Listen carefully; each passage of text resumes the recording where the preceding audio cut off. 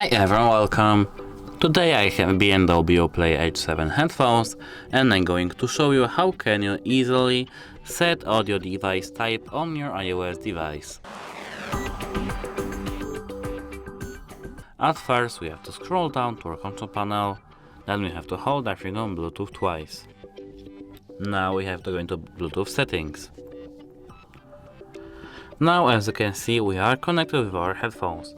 We have to go into our device info by clicking this info icon over here. Now as you can see device type, we have to click on it and we have car stereo, headphone, hearing aid, speaker and other. Of course we have to click headphone.